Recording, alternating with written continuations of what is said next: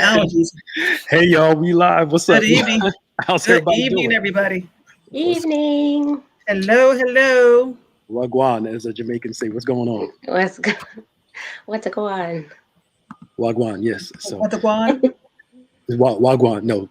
Wagwan. No. What the guan? Yes. It's all right. Guan? That's all right. That's all right. Stop. She sounds like what's going on? That sound like I was speaking in tongues. As a matter of fact, that used to be an idiom that was used in our culture back in the day. Older people would say, "Guan over to the store for me. Go on over." Mm. Or I'm blind. That was very common back in the day. Yeah. Okay. It was. Would you say it was cocky? Common. Oh, cocky. What's wrong with us tonight?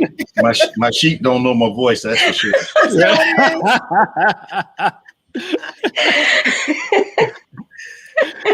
There was some quick thinking, Bishop. Right. Well, good. So that was some quick thinking. Yeah. That was a quick retort. Yes. Well, good evening, everybody. Y'all come on the SoundMind Panel. Good evening. Y'all please share as much as you can as we talk about some things that will help your mental and emotional health. But we'd ask you all to please share if you can. Of course, during the discussion, please post your questions. Maya is behind the scenes. She's going to collect them. And we'll get to them as we see fit. This might be part one of we might do this as first part and finish it next month, depending on how much we get done tonight. But we're so excited to be on. Hey, Alexandra and Arabia. Of course, Pastor Nick. We have Pastor Rich White, Bishop Evans, Reverend Tiffany Smith, and Pastor Prescott. I just noticed you got your hair changed from this morning, Pastor. Oh, okay. Focus. Good evening, everybody. You didn't catch the hint. What's up, my leader? Hey, Shonda. And style change. Yeah, style. She had a tape tonight. Excuse me. Yeah, that's what I was trying to tell you. Yeah, I'm sorry. You're right. You're right, Bishop. You are right, Bishop. Thank you. Pastor Rich, don't shake your head. Don't join in. And she went right before we got on the air too. So it's my normal fresh. Thursday. Yes. I bet you when you all were asking about availability, that I can do it on Thursday, not any Thursday, but this one. Yes. Yeah, I know the deal. I've been working with these people over 20 some years now. Right. Incorrigible. Right. So y'all come on in. We got some hot stuff we're going to talk about this evening. Yes. I think it's going to be very good. Tonight, we want to focus on, we kind of got in this discussion on Monday afternoon for Maximize Monday, but I want to see if we can further it. And we talked about it a little bit last night at the end of Bible study, is two parts. Really, a lot of people want to be successful, but they don't consider the emotional and mental state that you need to succeed and thrive. A lot of people break under the pressure because they don't consider the responsibilities, the stress, the ups and downs, and all those things that come with leadership. We kind of think, once I be successful, get a lot of money, be an executive, start my own business, it's going to be great until ministry, till the pressure sets in, and then you kind of have to adjust and learn how to manage all of that. So I kind of want to take it from two parts. The first part is the climb to success, which comes with its own sets of pressure. The second part is once you hit a successful place, if we can call it that, how do you, the pressure to sustain and the pressure to continue to increase. The premise of that is this. I heard an entertainer say that it's harder to stay successful than it is to climb the ladder to success. The sustaining of it and the continuing to build on your success is actually harder than the climb to get there. So I love the Rocky series, right? Rocky and Rocky 3, Mick's biggest thing with Rocky was, he said, one of the worst things that can happen to a boxer is when a boxer gets civilized. And if you see Rocky 3, Mick was like, yo, when you were climbing to success, you had this grit about you, you had this fight about you. And once you became champion, all of a sudden you got relaxed and eventually you lost. Because his whole premise was, you know, and you see it with a lot of successful people, as they're grinding to get somewhere, there's this drive they have. And then once they get there, they kind of just lay low. So I know I said a lot right there, but I want us to be able to attack this whole premise of emotional and mental stability and strength on the climb to success. But also, once you reach a certain place of it, how do you sustain and how do you continue to build? Hope all that makes sense. That was a lot all at one time. So let me throw it to Bishop. So Bishop, you started businesses before you started pastoring. Of course, you've been pastoring for a long time. Can you kind of go over some of the tips that you can give somebody on their climb to building a business, being in ministry, being a manager for the first time? What are those emotional and psychological things you would tell somebody who's just getting started? Well, I appreciate you all inviting me to participate in this. I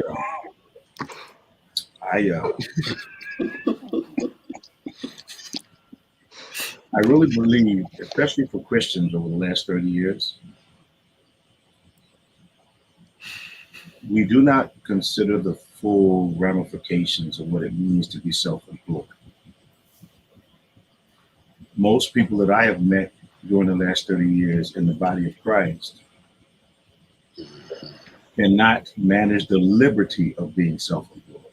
They cannot be their own overseer. So they can't self-govern. In order to be a business person, to be successful, you must be able to self-govern. I put it like this.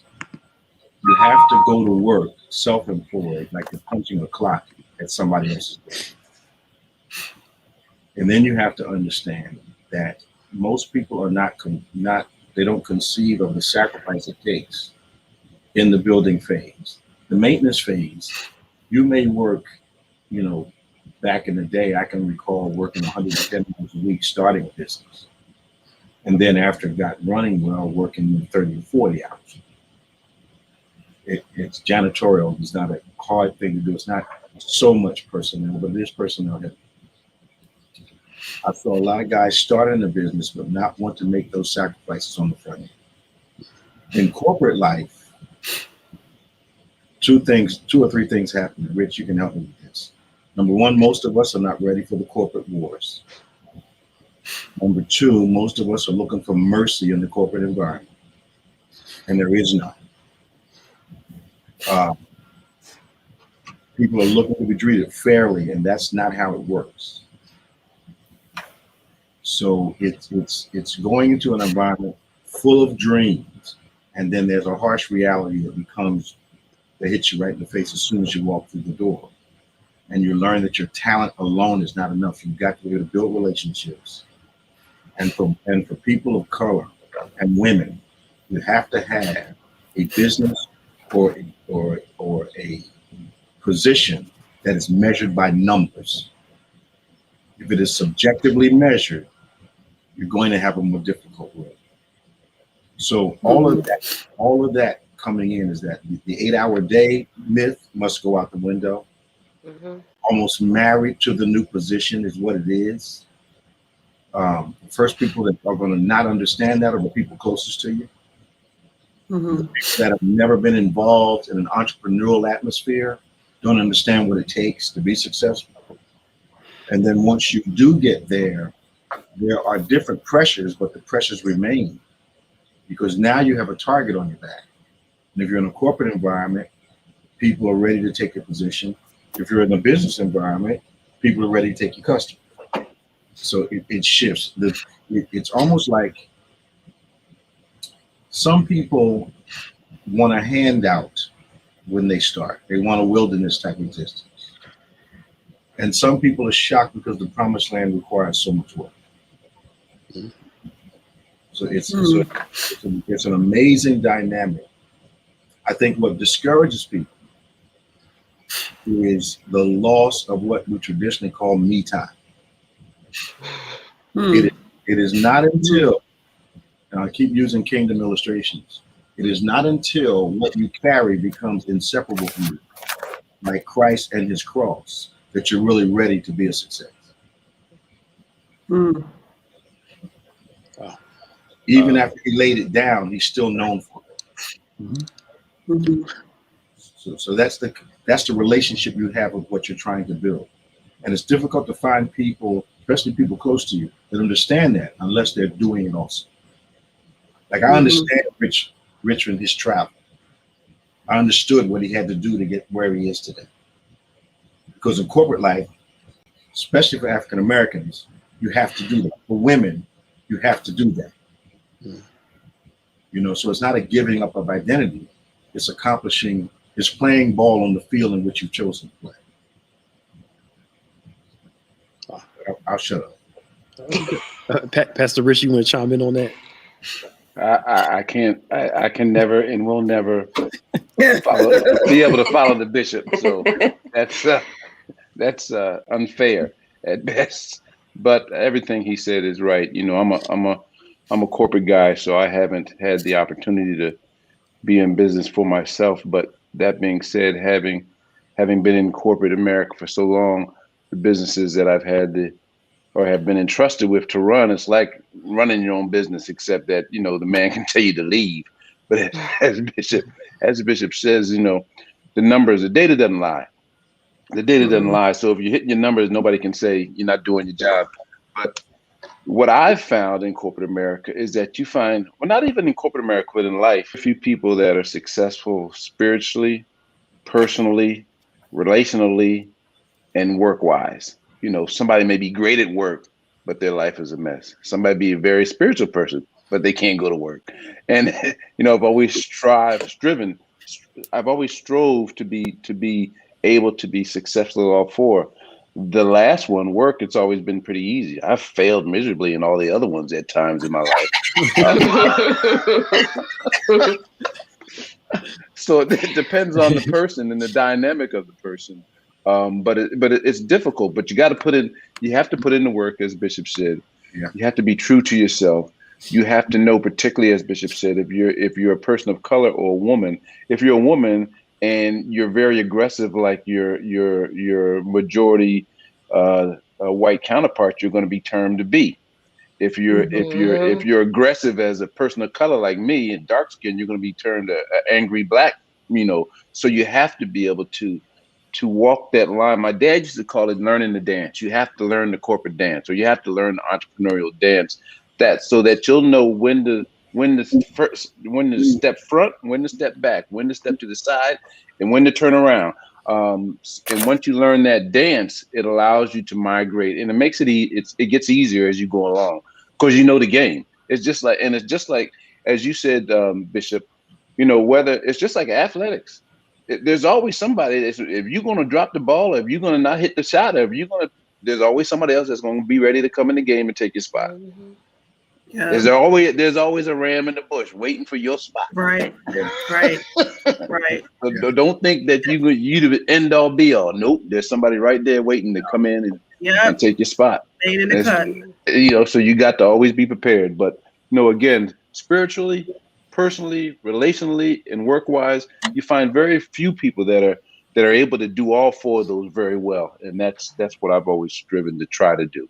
Rich, did you find one of the things I found, especially in banking, was that your skill set was important, but your ability to discern the flow of power and your ability to form relationships that were influential were key. Because many times you don't get an angel when you walk in the door. That's right. No, you're absolutely right, Bishop. And you and I have talked about this before. You know, you don't have to be the smartest. You don't have to be the most well-rounded, but you're not gonna work harder than me. You know, I will work. Right. You know, and right. work perseverance, and as Right. Bishop said, knowing how to build relationships and perseverance will get you a long, long way, a lot further than just plain intellect. So I agree with you, Bishop. Yeah. And I think once you start building the relationships, what happens is that the emotional stress of business or corporate life usually comes from not understanding how things work. So you can't make a balanced emotional, intellectual decision why something happened this particular day. Mm-hmm. And many times as females in the workplace, and I managed a lot of females coming up through corporate life, ladies are almost asked to change their identity. Mm-hmm. And some do. Mm-hmm. I think that's asking too much.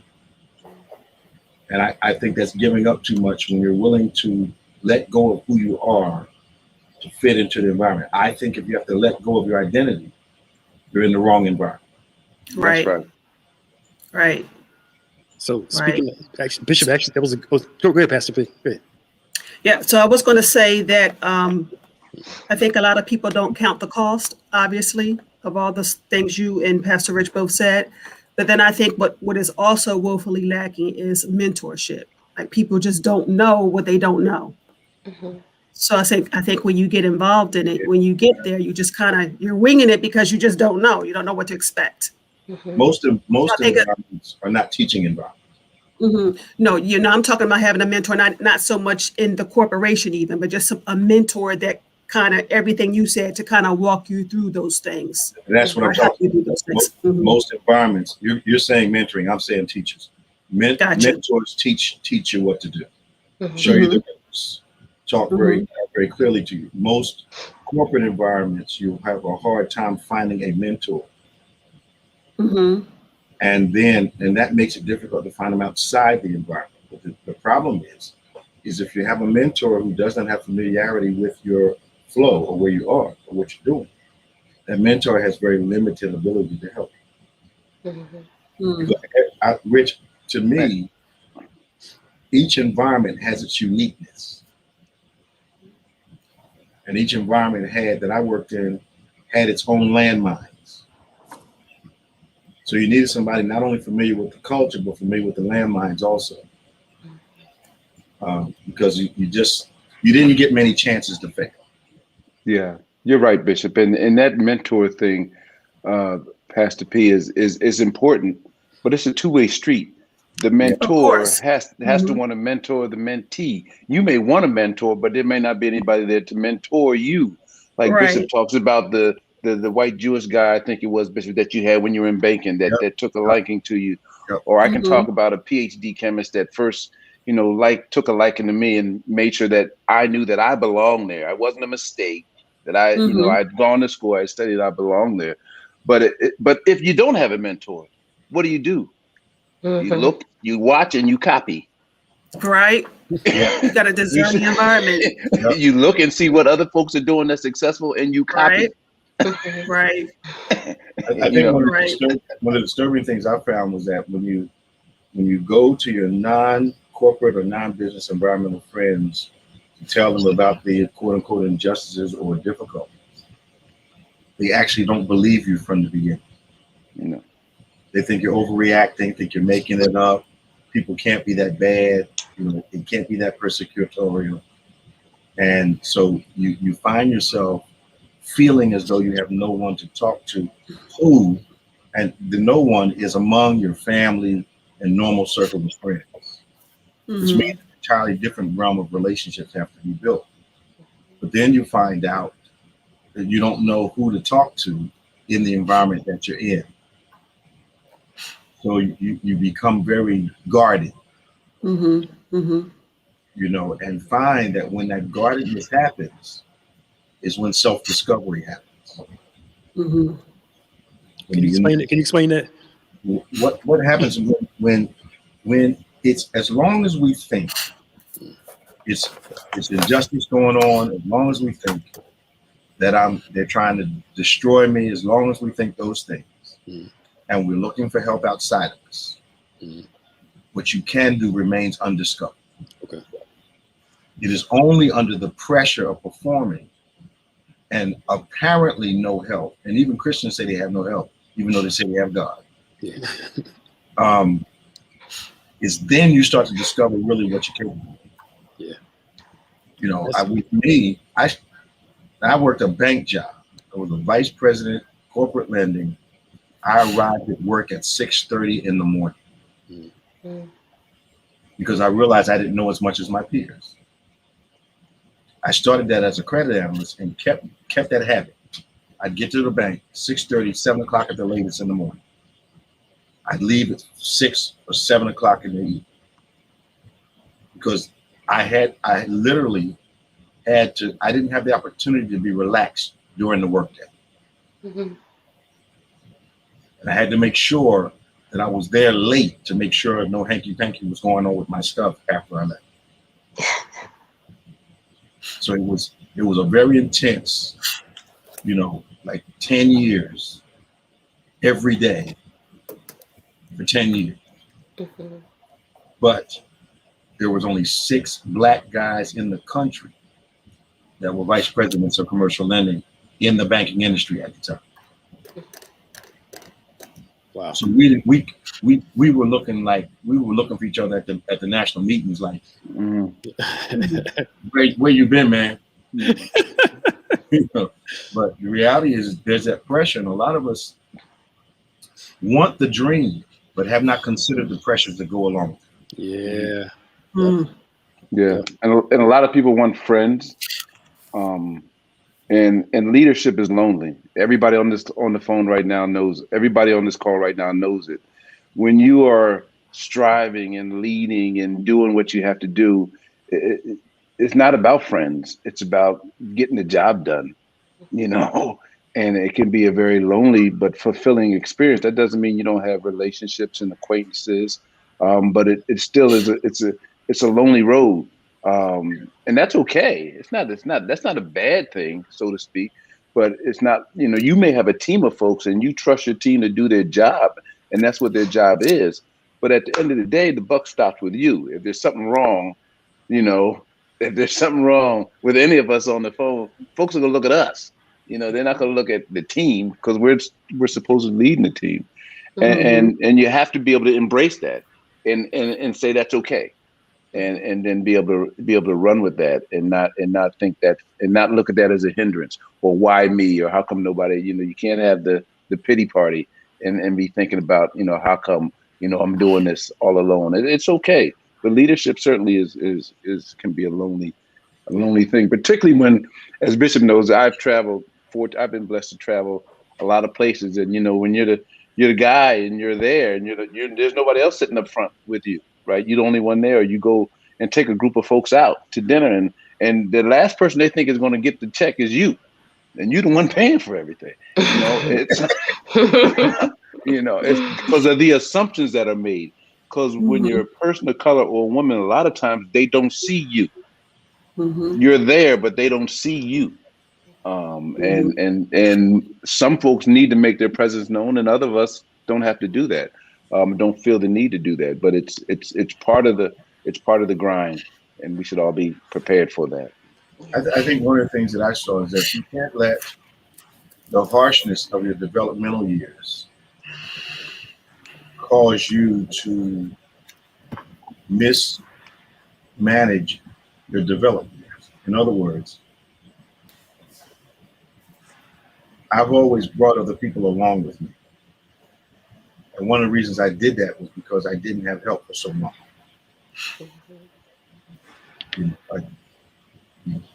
I know there are times when people get tired of teaching conversations, but contextually,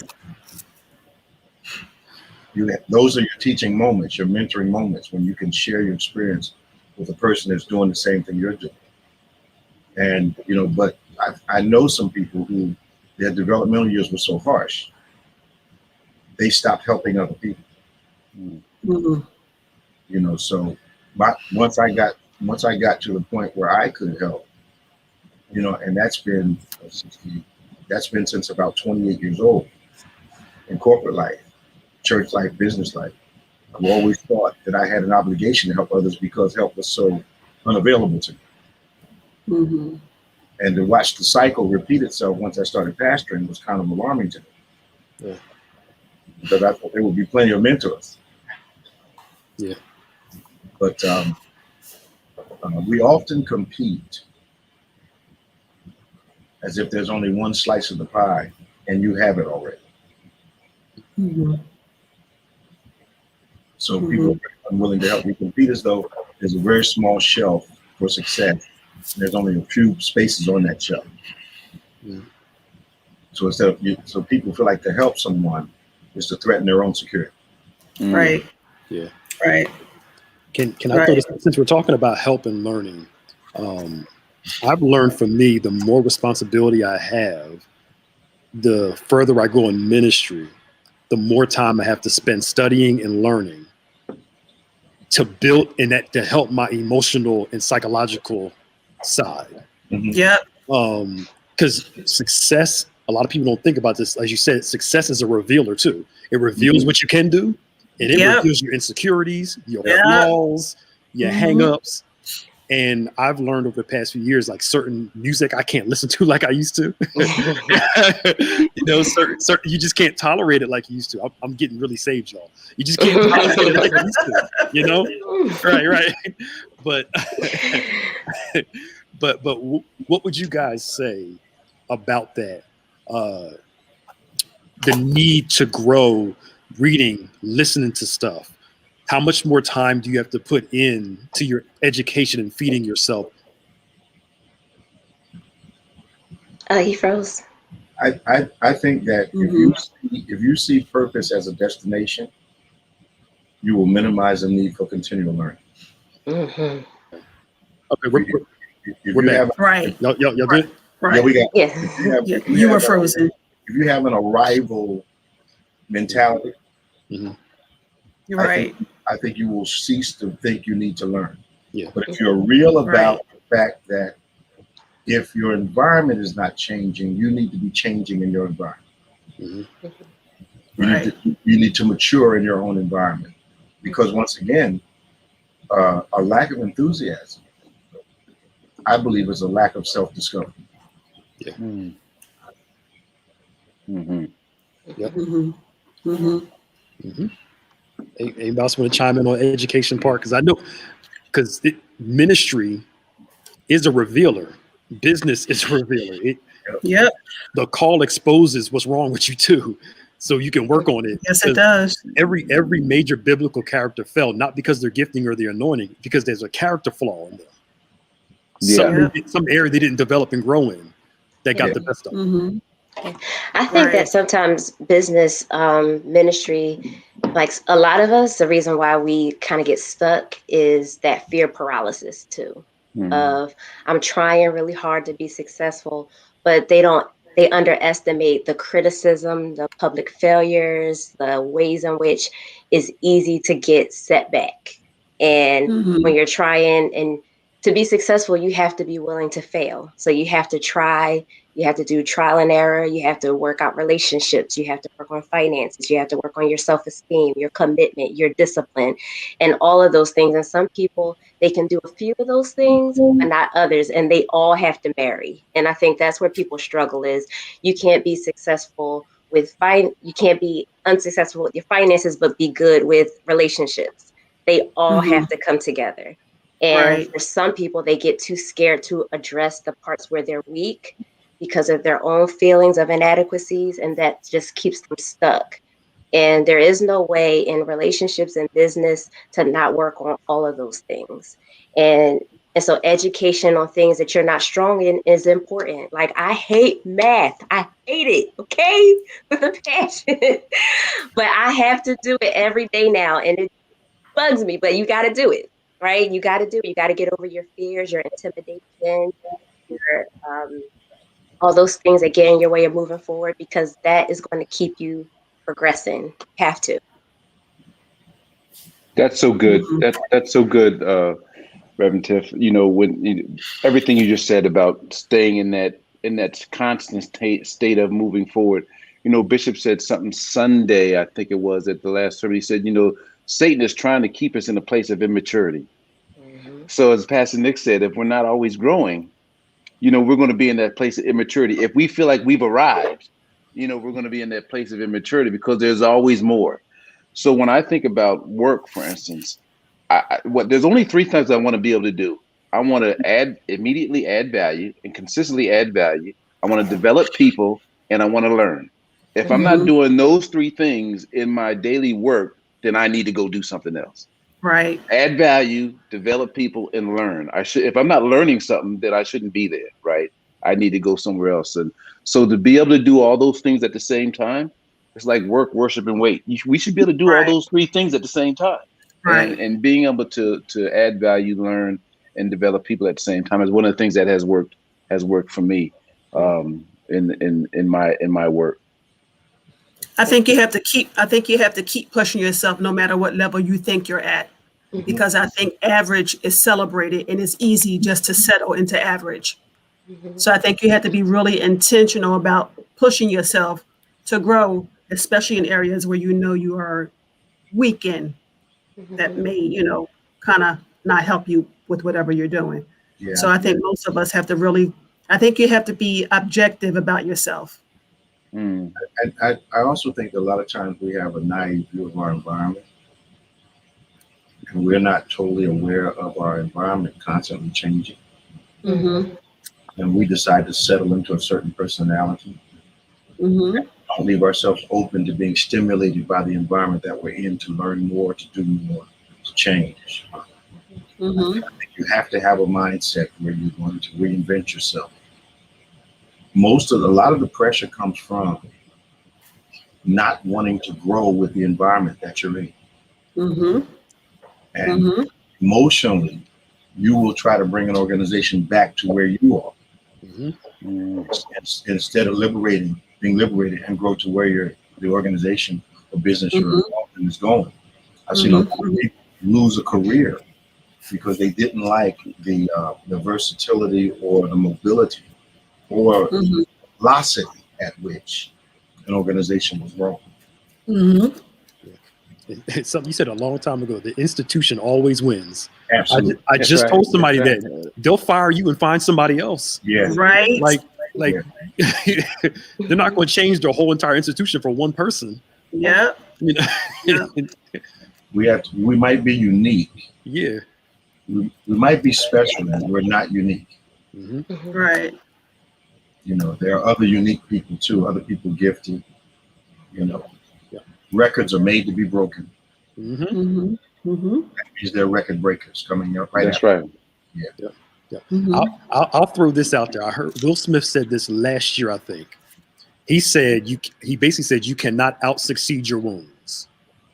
He said, I was making all this money, the biggest movie star, but he said internally I was still broken. I was still that little boy afraid of rejection. Wow. And he admitted on the Fresh Prince that his insecurities got in the way and messed up somebody else's career, the first actor, because he could not allow his wounds from his childhood was continuing to sabotage. So he's like, and the one thing I really got from that is you cannot outrun yourself. No matter how much money you make, no matter how much popularity you have, your wounds are going to come up and you're going to have to deal with them. And I think a lot of people think, well, once I get successful, have a lot of money, I'm going to be good. But you're successful and you're depressed, you got money and you're sad all day.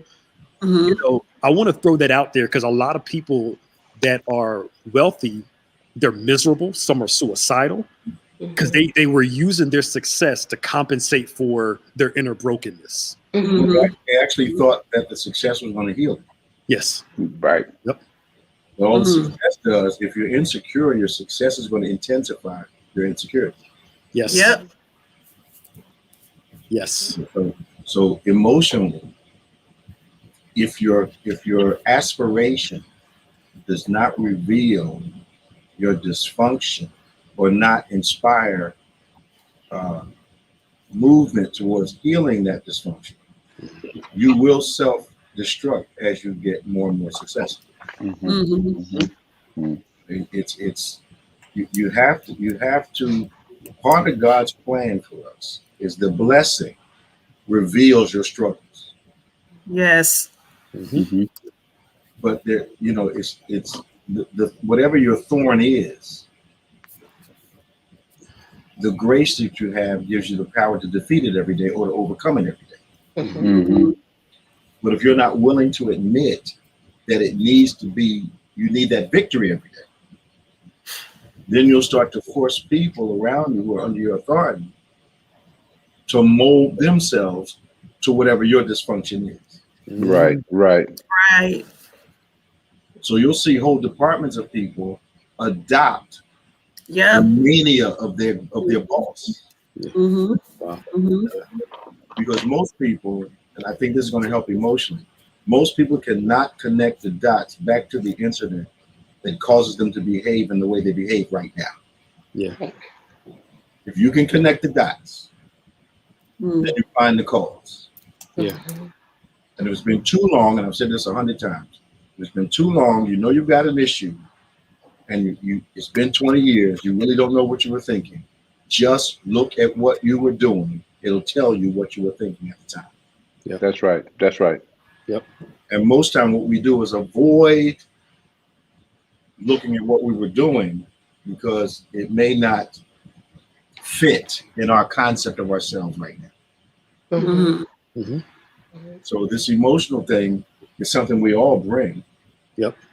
And depending on the environment you come from, whether it's more intense or less intense, Mm-hmm. but you can come from privilege and still be ill-equipped for success. Right. Mm. That's Because true. Because you expect it. Or you can come from disadvantage and as you're striving, think you'll never make it. Mm-hmm. So both of those have to be healed. Mm-hmm. But do you think that most people can do that kind of inner work on their own? I found no. Yeah. I think it's a learned skill to be significantly and productively self-reflective. Mm-hmm. Yeah, Mm-hmm. Mm-hmm. Mm-hmm. absolutely. Yeah, I agree. Yeah. I agree. And then I think because it's such hard work, people are like, nah, I'm good. I'm good. I'm good. I'm Yeah. good.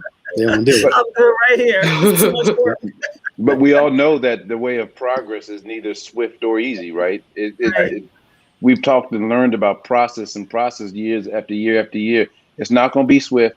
It's not going to be easy. Yeah. And I tell folks all the time, hard work, guess what? Hard work is hard. That's why they Yeah. call it hard work. Yeah. Yeah. And I think people ought to understand that as you strive to be successful, one emotional dilemmas is losing relationships you thought would be there with you when you got to Yeah. know them. Mm-hmm. But once you understand that motion always creates friction, Mhm. then you'll understand that there are going to be some people who preached the message for us. Dal Brister, he said, you have people for a season, A A reason. reason. A A reason reason. or a lifetime. or a lifetime. Mm-hmm. And the issue is not knowing which one of those relationships is which at the time. Yeah. Yeah. Yeah. I've learned when I counsel people a lot, they're afraid to approach those sensitive areas Mm-hmm. because they don't want to feel what they should have felt 20 years ago. Mm-hmm. Right. And my premise to them is you'll never get over this until you allow yourself to feel, do the work to feel, to cry the tears you should have cried 25 years ago, to go You through got- that process of healing. They Connect want something the quick. Yeah, they don't want to connect. They want something quick Connect rather that. than it's like, and they tell you, I don't want to feel that pain. But I'm like, Yep. but your path to healing is going through that process of the pain. Yeah. Yeah. God can't deliver you from something that you're unwilling to acknowledge, something you're unwilling to actually face. And I think Mhm. we've learned suppression and not management and deliverance. I agree with you. I think that people think that to look back and analyze, Mm. you don't have to go back and relive, Yeah. but you do have to have the courage to look at it. Yes, sir. Absolutely. Yep. And a lot of folks don't want to look at it for fear of having the 100% of that pain return. Mhm. Mhm. Mhm. And at times that has happened for a few people that I've counseled over the last 30 years, but most often you can get them to look back without going back. Mhm. So you can start to be delivered. Because really what happens, you don't get delivered from the incident.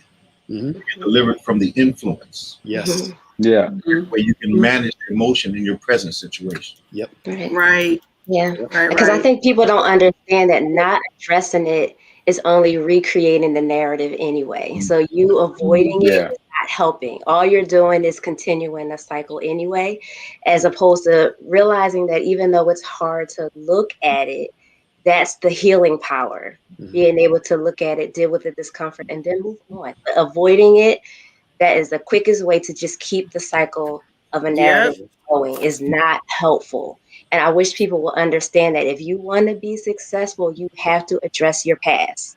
Mhm. So, example, I had a young lady in counseling, and she had an incident at work where she was written up, and she said, all I said to the lady was, "Have a great weekend." And I said, "How did you say it?" She said, "I said, have a great weekend." I said, "How did you say it?" She said, "Okay, have a great weekend." She said, "Well, I may have said it like that, but that's different." Right. You didn't say have a great weekend. You said have a great weekend. And so she had to realize, so you're bringing your personal issues into your office work and your work. Mhm. And you're recreating this issue with anger and you're not realizing it. That's why we have to do the work, because she's another person that's afraid to address the issues. So you're seeing it now in different areas of your life. It's not worth it. You got to work on it. If anybody wants to be successful, you got to address those issues. I agree with you. I think one of the hardest things for people to do is to identify what kind of common denominator they are. Yes. I talk to a lot of people that, everywhere they go, there's a problem with the people. Mhm. Mm-hmm. And, you finally ask them, what is the only constant in all those situations? You. And they stay as far away from that admission as possible, Yeah. Yeah. because the hardest thing for them to do, the easiest thing for them to do, is have no accountability and no responsibility for their participation in the environments that they enter. Right. So they walk around with this emotional chip, actually going into every employment or relational situation ready to sabotage it, Mm-hmm. because it's always everybody else's fault. Yes. You had 9 jobs and 3 businesses and none of them worked. And it's always the people, the people, the people, the people, the people. Mm-hmm. You have to ask yourself, what kind of common denominator am I? Yeah. Right. Yeah. Right. Where does that spirit of irresponsibility come from? Because I've seen it many times when just as you said, Bishop and Reverend Tiffany, that folks just say it's not me. Now, I think, and Tiff, you can tell me I'm wrong about this. I won't. A lot of what I've seen has been cultivated by various family environments. Yep. You get used to a family coddling your dysfunction, Mhm. and you automatically think, or you don't think, you just feel Mhm. like everyone you're around should coddle those same dysfunctions. Mm-hmm. And the reality is, in the environment we're in, most people are too tired Yeah. Yep. issue. Mm-hmm. So they say nothing, but to a person that's challenged emotionally, saying That's, nothing is the worst that's thing the you can worst thing. Yep. Mhm. Yep. perpetuates a negative emotion. Yep. Mhm. Mhm. You got to have somebody that loves you enough to tell you the truth. Yeah. Yeah. Mhm. And sometimes it's And a we, family dynamic. You yeah, got to love them enough to hear it.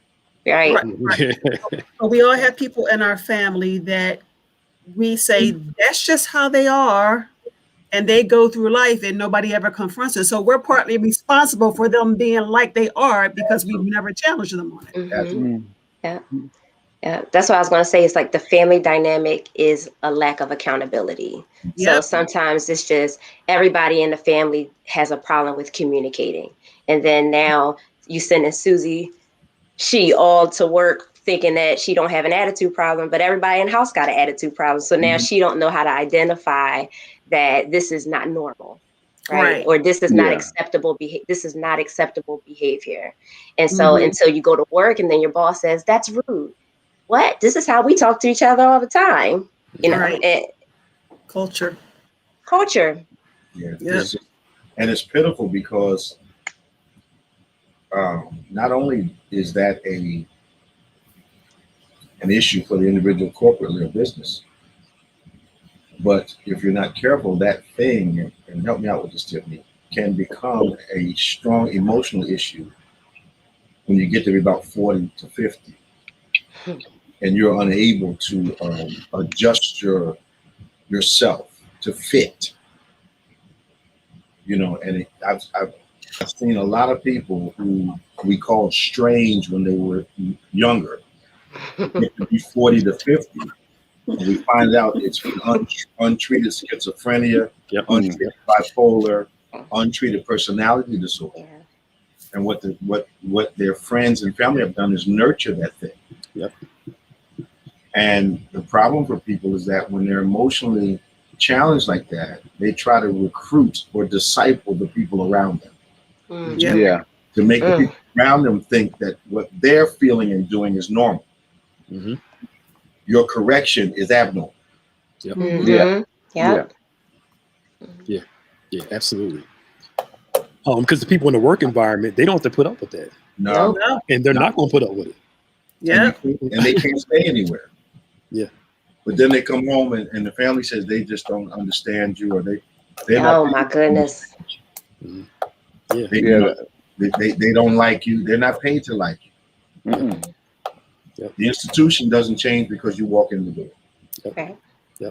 And I try to tell a lot of the young people this. They feel like because they feel a certain way, everybody has to adjust. You're seeing it a little more now, adjust to them and their sensitivities. Yeah. And I get we should, some heinous things the world needs to adjust and make changes to, like misogyny, all that good stuff. Yeah. Mm-hmm. But they literally feel like I should be able to come in here. I have a degree. I have no work experience, and y'all should pay me $50,000 a year because, like, they were arguing over the whole internship thing. Because Like, they want to get paid for going to school. yeah, Mm-hmm. Yeah. yeah. And Not it's for like, experience. not for experience. Not for experience. And nobody's paying. Oh, sorry, go ahead, Bishop. No, I think part of the church's responsibility is to prepare people how to function in the world. Yeah. Absolutely.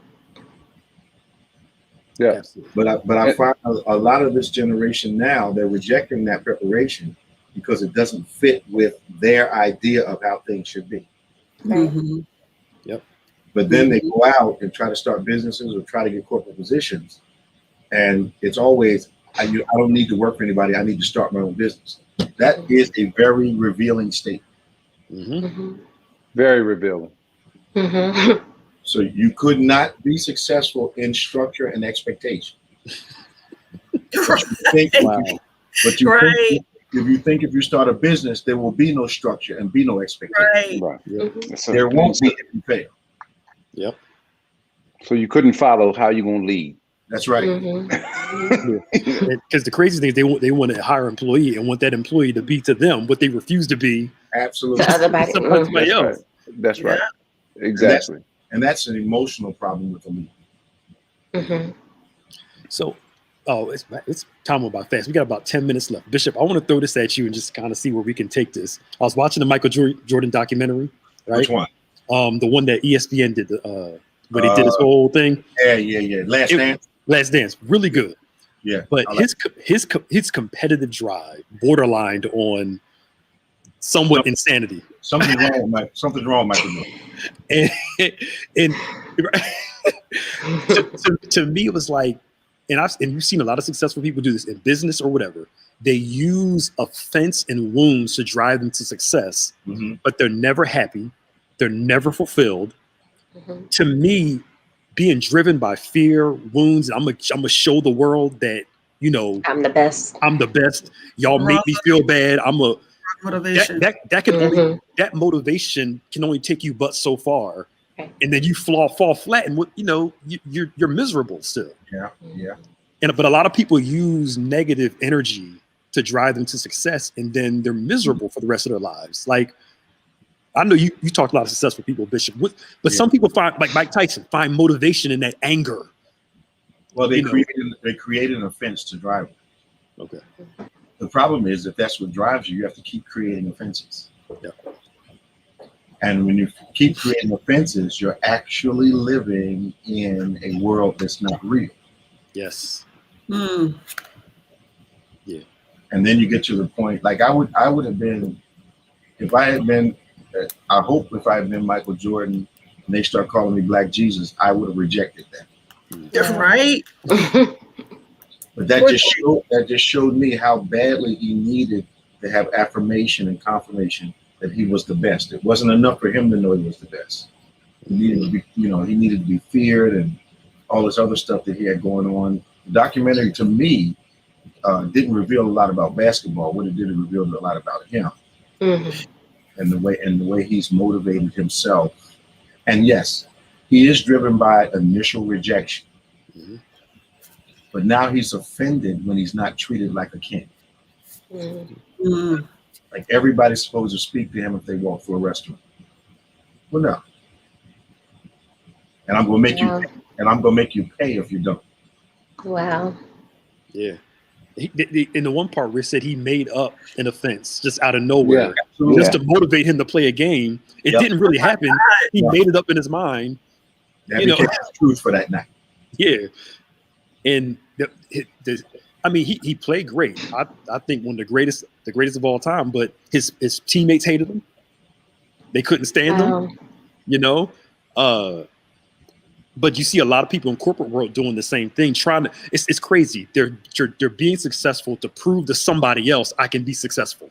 Yeah. Mm-hmm. And then when they're successful, it's like, now I made it without you. And the person's like, okay. And I don't care. I don't care. I find it real revealing that you can be considered the greatest at anything. Mm-hmm. And at the same time, those people that are calling you great think you're a horrible person. Yeah. Yep. Then we're back to the principle, what does it profit a man? Yep. Right. Yeah.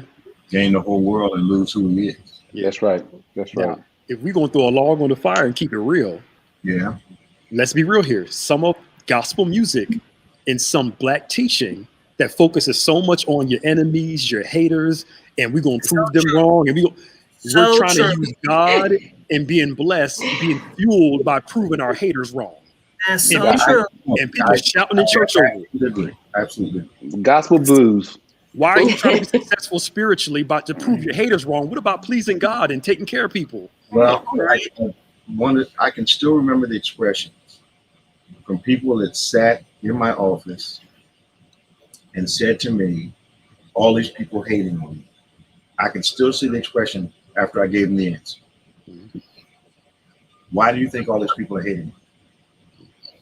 I hate to break it to you, but ain't nobody thinking about you.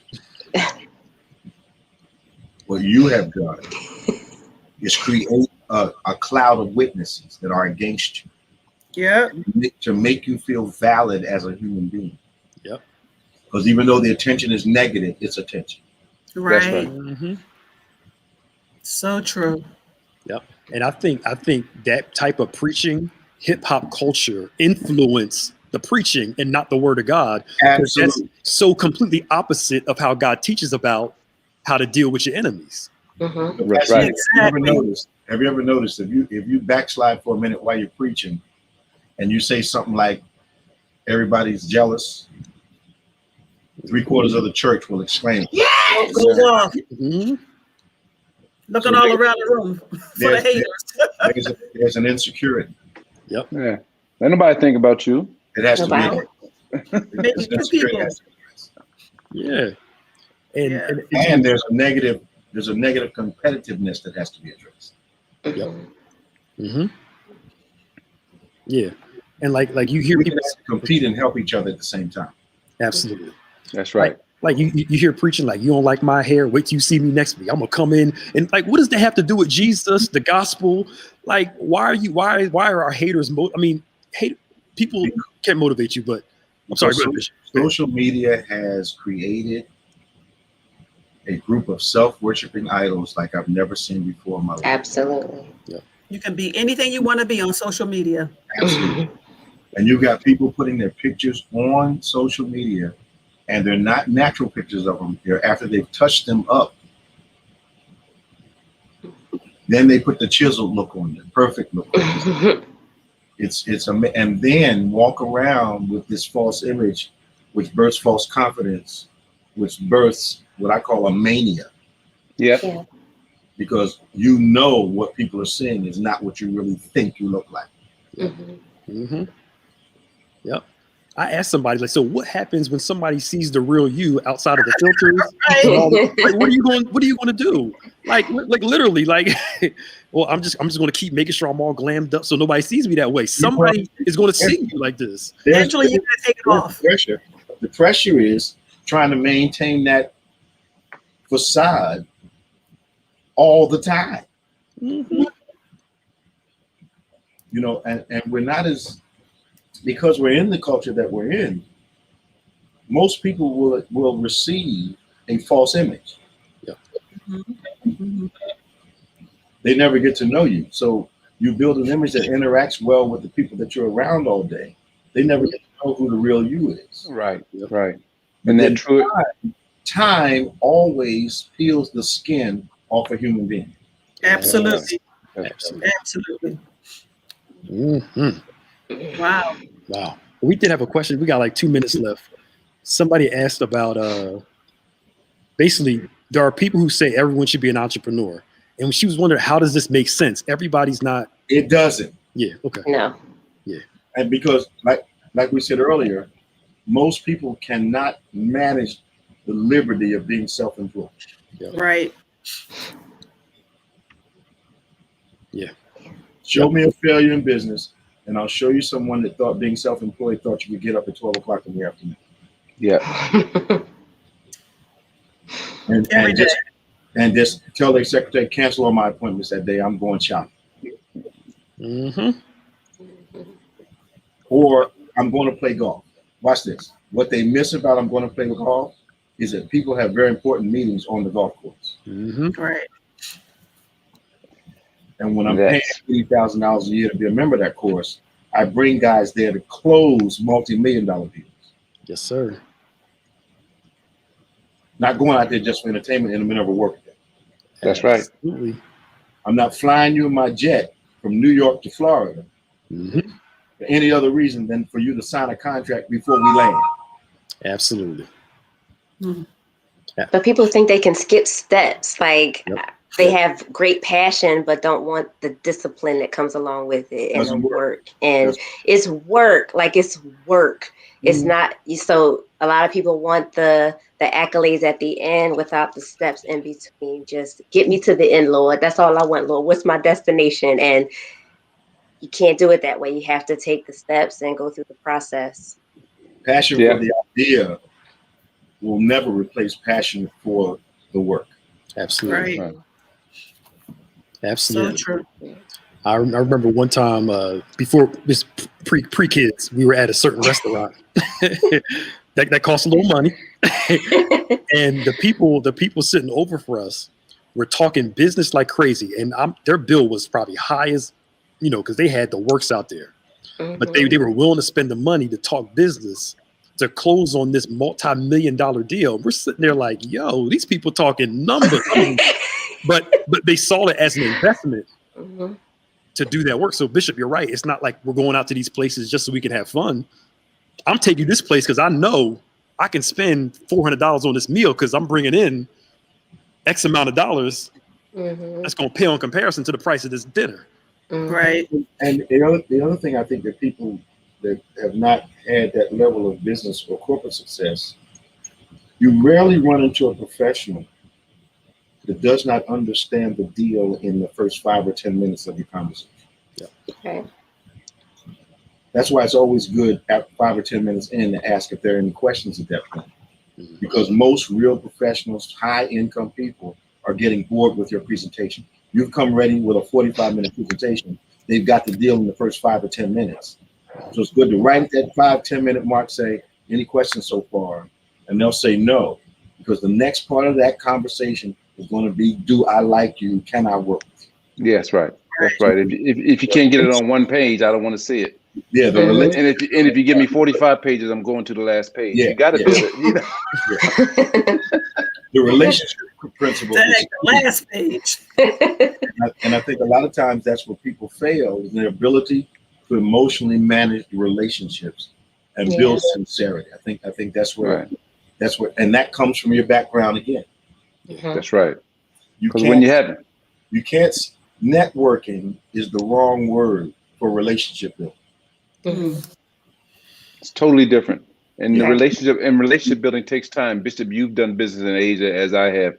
They don't want to do the deal. They want to know who you are when you first come in there. Absolutely. So that any expectation of entitlement is going to get thrown in your face real quick, and you're going to be embarrassed. You have to have some type of, you have to build a relationship and rapport with people, particularly when you're representing your company, they're representing their company, or you're representing your business. They want to know, who am I doing business with? Yeah.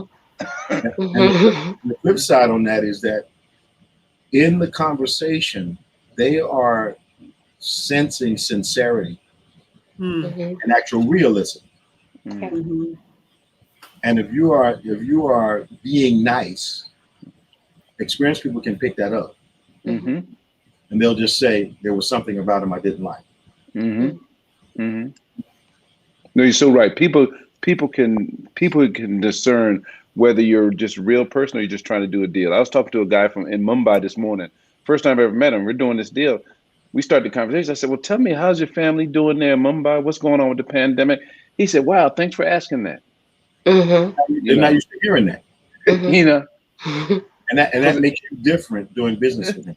right, exactly. Change the whole tone of the rest of the conversation. Absolutely. Now he's ready to hear you now. Right. As opposed to just jumping right in. 5 minutes, 10 minutes. And there's like this special language. You know, they don't say you're pissing me off. They'll say you're making us very uncomfortable. Right. That's code language for shut up. You're about or can I take this call? And then you know you're done. I need to take this call. Oh yeah, no. It's over. No. No. Wow. So it's 8:04. We'll pick this up. We'll do this again next month and do part 2. Okay. Because I want to get to the sustained success piece. When you start making some money, business is thriving. How do you maintain? Like for us at the church, I'm sure Bishop can talk a lot about it. Like once we got into this building, the pressure was different than in Summerdale. And all the stuff that came along with being on TV and the international reach. Make sure we talk about structure and habits, because those are the things that make it.